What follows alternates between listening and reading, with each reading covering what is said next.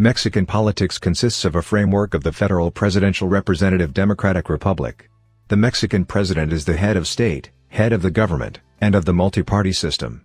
The government representing the Mexican states is divided into three parts, namely, judicial, executive and legislative branches.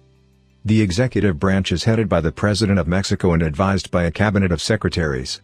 The legislative branch is divided into the Senate of the Republic and the Chamber of the Deputies, who form the Congress of the Union. Last but not least, the judicial system consists of the Supreme Court of Justice of the nation, the Council of the Federal Judiciary and the collegiate, unitary and district tribunals. Mexican political parties have to be registered in the National Electoral Institute before being authorized to stand for elections or receive public or private funding for their operations.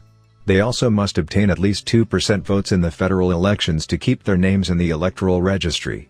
The parties can form coalitions and alliances to retain majority votes and can nominate candidates for any elections. The coalitions must also present their particular name and logo to represent. Once the seats are assigned, the coalitions don't necessarily work together during the term of the government. The main parties that dominate Mexican politics are the National Action Party, PAN, the Industrial Revolution Party, PRI, and the National Regeneration Movement, Morena. Elections in Mexico. All Mexican citizens who are 18 years and older have the right to vote and do not need any registration to be able to vote.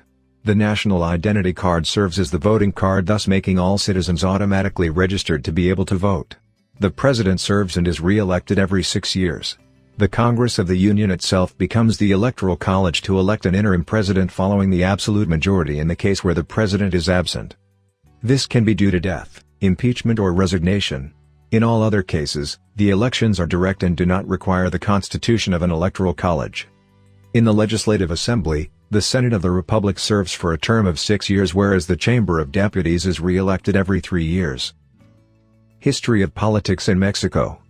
Followed by the Great Depression, a severely fragmented society arose, leading to a number of weak political parties. In 1929, these fragments were united into a single party called the National Revolutionary Party, NRP, with a name to stabilize the nation and ending conflicts. Over the years, the party changed and was finally renamed as the Industrial Revolutionary Party.